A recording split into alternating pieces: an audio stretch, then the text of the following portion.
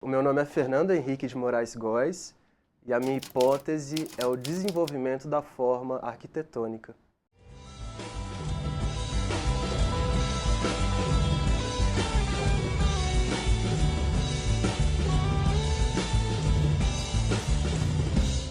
Hoje eu sou formado em arquitetura e durante a minha graduação eu realizei essa pesquisa buscando entender quais os principais problemas que os nossos alunos do curso de arquitetura enfrentam ao longo dos seus trabalhos acadêmicos e que tipo de novas tecnologias, que tipo de novas metodologias poderiam ser aplicadas para tornar mais dinâmico esse processo da produção dos trabalhos.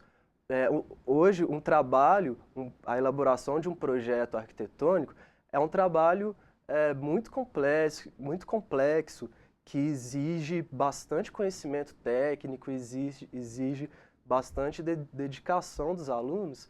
E a gente vê que ao longo desse processo, às vezes os alunos acabam perdendo prazos, acabam tendo que abrir mão de outras coisas da vida para se dedicar muito ao projeto. E a gente tentou entender o que afeta ali a produção do aluno e ainda ir um pouco além, tentar descobrir novas tecnologias que poderiam auxiliar a vida acadêmica do aluno. Realizou muitas entrevistas, entrevistamos alunos de todos os períodos do curso de Arquitetura e Urbanismo aqui da PUC, entrevistamos alguns professores, levantamos tanto os problemas quanto as características em potencial do curso e, como conclusão, a nossa grande contribuição foi a criação de um laboratório de prototipagem rápida aqui no nosso curso de Arquitetura e Urbanismo, que ainda está sendo implantado. Os alunos têm assim, muita vontade de aprender, de absorver essa nova tecnologia na vida e cotidiana do curso, e a gente tem perspectivas bem favoráveis com relação ao nosso laboratório. Essa pesquisa foi muito importante, porque com base nela, foi com o apoio dela que a gente conseguiu definir o perfil desse laboratório de fabricação digital da PUC. E a universidade deu total apoio. Já começamos a trabalhar no início do ano com o laboratório, com essas 3 máquinas que já chegaram. Então, com esse perfil agora, não seria exagero dizer que o laboratório de fabricação digital da PUC, agora tem até nome, ele se chama LEFAD, Laboratório de Experimentação e Fabricação Digital da PUC Minas. Com certeza não é exagero dizer que é o melhor laboratório desse perfil no estado de Minas. E está entre os melhores do Brasil também. Então os alunos já vêm experimentando a produção de maquetes desde o primeiro período. Então a gente já está oferecendo oficinas para os alunos do primeiro período. Esse laboratório ele vem com uma ideia bem já há muito tempo do professor Alvo, que ele, quando coordenador do laboratório de plástica, ele pensava justamente quando os alunos tinham essa grande dificuldade de fazer uma representação de objetos numa escala muito pequena e também objetos mais complexos, como uma cúpula, talvez uma treliça espacial. São objetos bem mais complexos para serem representados manualmente. Então a ideia veio com fazer uma fusão dessa maquete manual com os benefícios da impressão 3D.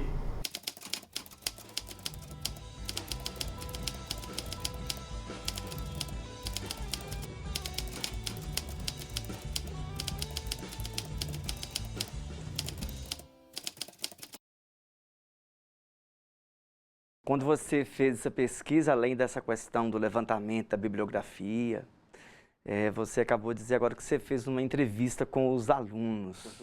E o que mais chamou a atenção quando você entrevistava seus colegas na época? Eu entrevistei alunos do 2º até o 9º período, né? Hoje um aluno aí de arquitetura tem uma média de 5 matérias em cada matéria ele faz um tipo de projeto diferente. Em uma ele faz um projeto de um edifício, uma casa, um parque, um museu, e ele tem que se adequar a todos esses prazos, realizar os trabalhos, entregar para os professores, fazer maquete de cada matéria dessas.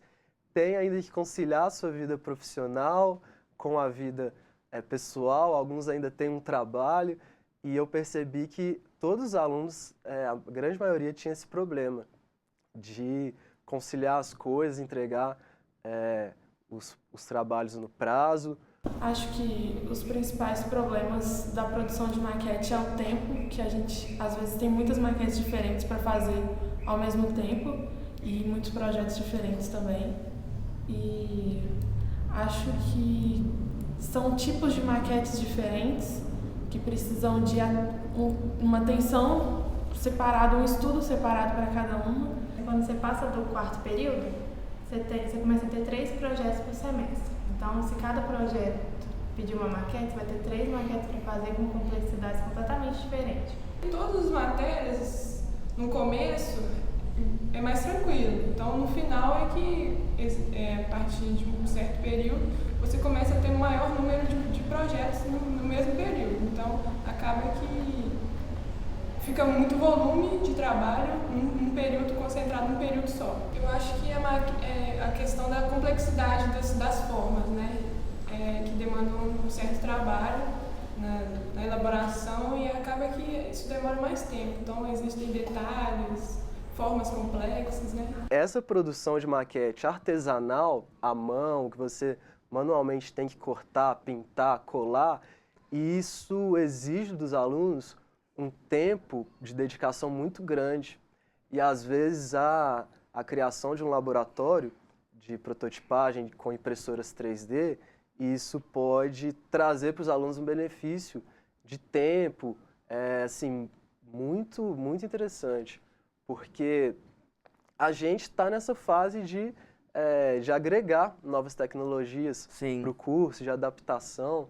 Isso, com certeza, é algo que vai contribuir muito. Tem um aluno agora desenvolvendo uma maquete, ele continua fazendo a maquete manual com papel calandrado, mas tinha uma escada muito complexa, era uma escada com a forma orgânica helicoidal. Então, toda a maquete que tinha uma forma mais racional, era mais fácil de executar à mão. E aí só esse detalhe da escada helicoidal é que foi realizado na impressora 3D. Então, ela veio agregar, não substituir. Fazer um produto através da impressora 3D pode ser, dependendo da complexidade do modelo, pode ser tão difícil quanto uma maquete manual. É gerado um modelo 3D digital com ele já configurado com as especificações da impressora. Você fazer uma boa impressão, justamente você conseguir fazer as leituras corretas dessas especificações. Você fazendo isso, projetando o seu modelo para cumprir isso, você terá um resultado final muito bom.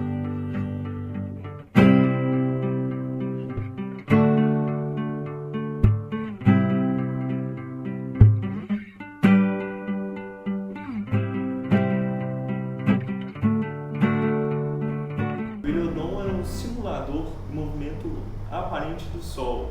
Aparente do Sol dizendo que nossa referência é a Terra e eu observar essas trajetórias do Sol no céu durante o período de um ano. São 3 aves que vão simular 4 datas específicas que são antes das estações do ano e ele tem uma base que fica a maquete que vai proporcionar a insolação feita por um carrinho, por 3 carrinhos que ficam em cada ar, e ele vai simular, através de uma lâmpada, o Sol.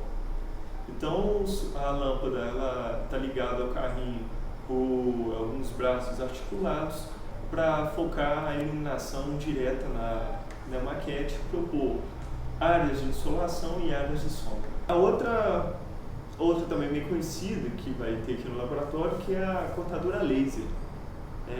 Essa que é mais conhecida pelos arquitetos, o que dá um auxílio muito grande para as maquetes. Então, ela substitui o corte manual por um corte a laser. Então, aumenta a velocidade, você tem a eficiência, né, em menor tempo da produção de uma maquete. Antigamente o arquiteto desenhava à mão. Sim, né? a nanquim. Desenhava nanquim. E aí A minha surgiu, geração trabalhava exatamente. assim. Aí surgiu o momento em que os profissionais passaram a realizar o desenho no computador. Sim. E desse desenho no computador, eles faziam a impressão no papel. E hoje parece que a gente está vivendo um momento semelhante. É uma revolução. É uma né? nova revolução. Eu acredito assim, que para daqui a alguns anos, hoje a gente tem uma impressora ao lado do nosso computador de mesa, uma impressora de papel. Eu acredito, assim, com quase toda certeza que daqui a alguns anos, nós, profissionais e até pessoas em geral, vão ter uma impressora 3D do lado do seu computador. Não é verdade, não é exagero não, porque os custos dessas máquinas vêm caindo ao longo dos anos. Sim. Então já tem impressoras 3D que elas têm um custo próximo de um computador. Às vezes um escritório de médio, grande porte, que estiver pensando em implantar esse sistema de impressoras 3D, ele vai demandar um arquiteto que já tenha trabalhado com isso na escola. Sim. Então, a universidade tem esse papel que é muito importante, que é de pesquisa e de experimentação também. Por isso é que o laboratório LEFAD, da PUC, tem essa proposta de experimentar impressoras diferentes. Porque se a intenção nossa fosse fazer uma produção em série de maquetes, talvez a gente comprasse um tipo de impressora só. Uhum. Então a ideia foi ter tipos diferentes para os alunos experimentarem e verificarem vantagens e desvantagens de cada de cada modelo. Hoje a gente demanda muito da tecnologia. A tecnologia está aí para ajudar a gente a ter um trabalho mais rápido, mais dinâmico. Então, acho que as máquinas trazem isso, um dinamismo na carreira, um dinamismo na elaboração de projetos, visualização de volumes e estudos, né, mais elaborados. Eu acho que a tecnologia está aí para ajudar.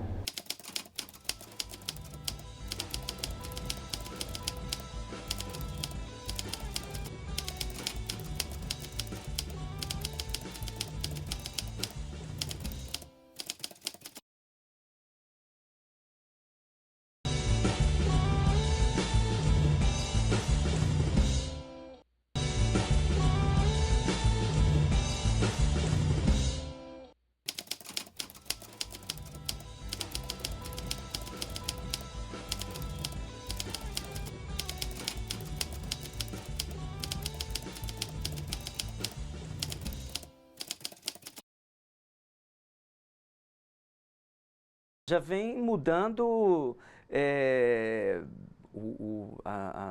as exigências do mercado em relação ao perfil do arquiteto. Sim. Então já temos notícias de vagas ofertadas para arquitetos no Brasil exigindo conhecimento em impressão 3D, fabricação 3D, produção de maquetes, utilizando esse tipo de equipamento. Essa pesquisa aqui no âmbito universitário, ela é muito positiva por causa disso. Sim. Porque permite para nós, enquanto alunos, abrir os nossos horizontes para novas metodologias, novas tecnologias.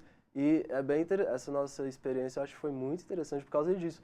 Porque ela trouxe para o nosso curso essas novas vivências, né? Essas novas experiências, possibilitar para os alunos uma participação do que está acontecendo no mundo, porque essa é uma tecnologia que já é amplamente utilizada em outros países. Verdade. E o Brasil ainda está engatinhando, né? Sim. O Brasil ainda está engatinhando. Nós aqui em Belo Horizonte ainda estamos dando os primeiros passos, mas eu acho que o nosso potencial ainda é bastante grande. A gente ainda tem muitas coisas para explorar, para criar, né?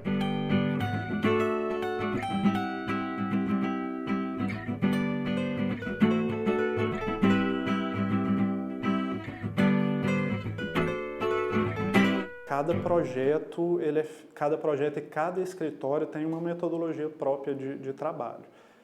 A gente aqui na Horizontes, a gente gosta de usar várias técnicas de projeto. Então, a gente usa num projeto desenho à mão, maquete de concepção, que são maquetes que a gente vai testando a ideia, elas não têm um compromisso de ser bonita e apresentável, porque a gente está testando e desenvolvendo enquanto a gente faz. E além do desenho à mão e da maquete de desenvolvimento, a gente usa também maquete eletrônica feita no computador, que hoje é o mais comum. Então, e fotografia com desenho sobre a fotografia, então a gente mistura essas várias técnicas para fazer o projeto. Mesmo diante das novas tecnologias, que a gente está aí imerso nelas, os métodos tradicionais, como o desenho à mão, o desenho mecânico, as maquetes feitas à mão, isso nunca vai deixar de existir. Sempre vão ter pessoas, até que por hobby, ou até profissionais mesmo, que sempre vão utilizar esses métodos. Eu acho que essas novas tecnologias, elas não surgem para substituir o que já tem. Elas surgem para agregar. Às vezes pode ser mais interessante a impressão das maquetes, às vezes nem como um produto final, às vezes como um produto de análise, né, um produto de estudo para os alunos. Às vezes eles fabricam uma maquete 3D que não necessariamente vai ser a maquete final, uma maquete de apresentação. Às vezes é uma maquete que vai representar o volume do edifício, ele vai ter essa plena consciência dos horários, de acordo com o horário do dia, onde que as sombras vão incidir. Isso eu acho que complementa muito o nosso aprendizado. Eu tenho 3 empreendimentos aqui diferentes e cada um a gente usou um tipo de maquete diferente. Esse aqui é uma praça com um centro comunitário numa favela da cidade de Juiz de Fora. Então aqui a gente usou uma maquete feita com cartolina e papelão para apresentar para a comunidade onde vai ficar o prédio, o prédio do centro comunitário, isso aqui a creche, um campo de futebol e a praça ao redor. Então, além dos desenhos, plantas, cortes e perspectivas, a gente usou a maquete para explicar melhor para a comunidade e para a prefeitura qual que era a ideia. Essa aqui é uma outra maquete também feita à mão com uma outra técnica. Isso é um projeto de urbanismo. São casas do Minha Casa Minha Vida, também em Juiz de Fora, que a gente usou papelão e isopor para fazer o terreno e casinhas de madeira para representar as casas do Minha Casa Minha Vida. E o objetivo aqui era apresentar também para o cliente, que no caso era a prefeitura, como que ia ser o aproveitamento do terreno. Então a gente demonstra onde vão ficar as avenidas principais, onde vai ficar a área de comércio, onde vão ficar as casas, como vai ser a vegetação urbana, o tratamento do córrego também, tem um córrego aqui nessa área, a gente cria uma praça linear, então a maquete serve para mostrar tudo isso. E por último, esse projeto aqui, que é a sede da PUC TV, que é um prédio que tem estúdios de gravação, a sede administrativa da PUC TV, e essa maquete foi feita numa técnica mais moderna, que é da impressão 3D.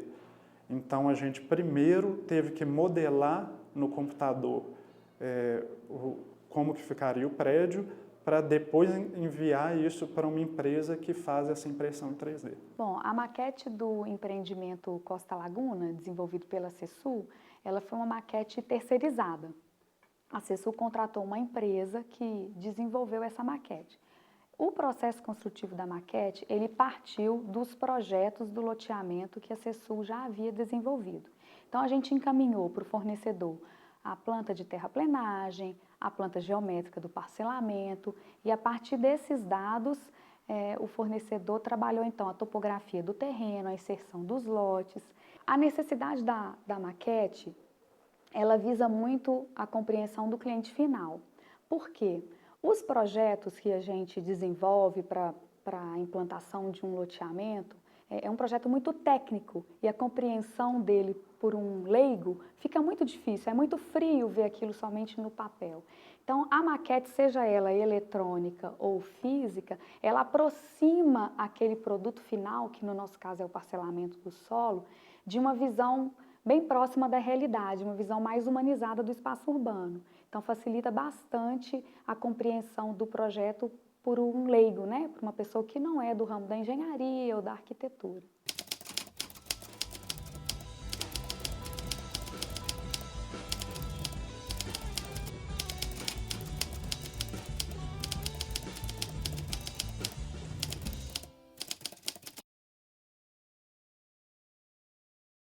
Considerando as tecnologias de construção existentes, o projeto papel ele é fundamental para as equipes de campo. As equipes de campo precisam de ter um elemento do qual eles vão extrair medidas, detalhes construtivos, e eles andam, vamos dizer, literalmente consigo. Então, os diversos encarregados, mestres de obra, os próprios engenheiros de campo, eles vão estar com esses projetos na mão, que vão ser as diretrizes para se executar. É claro que vamos dizer, os elementos eletrônicos, as maquetes em 3D, etc. e tal, eles vão entrando para ficar. E à medida em que os processos vão evoluindo, eles vão também entrar em campo esse tipo de recurso. Esse recurso entra em campo vamos dizer, com todo um aparato próprio e adequado para isso, que pode ser que futuramente a gente prescinda dos projetos em papel. Essa questão do mercado é importante. Belo Horizonte, pelo fato de ela ser uma cidade de serviços, ela não é uma cidade que economicamente ativa na indústria, por exemplo, igual é São Paulo ou Rio de Janeiro, que é um polo petroquímico. Então, isso influencia, sim. Então, a utilização de novas tecnologias digitais no Brasil é mais avançada em São Paulo, com certeza, e Rio de Janeiro. Belo Horizonte ainda é um pouco conservadora, e eu acredito que é por causa desse perfil de ser uma cidade de serviços, não é uma cidade... Então, o arquiteto não é tão demandado em relação a essas questões. Eu não vejo problemas assim no nosso mercado, na nossa área. Eu vejo possíveis áreas que podem ser exploradas ainda. Existe ainda essa demanda de, por exemplo, outras universidades que ainda não têm um laboratório de prototipagem, escritórios que ainda não têm as suas impressoras 3D. Quer dizer, existe ainda um mercado a crescer muito aqui na nossa cidade. E para justamente acompanhar outras cidades do Brasil, outras cidades do mundo. Eu vejo isso como uma área a ser explorada. Nós, enquanto alunos aqui da PUC, eu acho que para a gente é muito vantajoso que nós já temos esse diferencial. Sim. Só de ter essa vivência aqui no nosso laboratório, nós já podemos se apresentar com uma certa bagagem que vai nos tornar profissionais aí mais valorizados, né? Eu acho que esse laboratório é onde eu tenho acesso a tecnologias que eu não teria se não fosse aqui e modos de pensar em uma visão quanto ao processo de projeto que às vezes não é abordada na sala de aula ou às vezes a gente não acha assim fácil. Então é um meio de ampliar os horizontes, digamos assim. Os laboratórios dentro das universidades são importantes para capacitar os estudantes que vão chegar no mercado já preparados para usar essas novas tecnologias, mas são importantes também para a inovação, porque eu acho que a universidade é o centro de inovação e a universidade deve saber disso para poder repassar para o mercado, para a sociedade, todo esse conhecimento que ela está desenvolvendo junto com os estudantes e os professores. Então, esse tipo de laboratório, como o que está sendo criado na PUC, eu acho fundamental para gerar novos conhecimentos para os arquitetos que vão sair para o mercado, mas também para a gente que já saiu há algum tempo e vai conhecer essas novas tecnologias.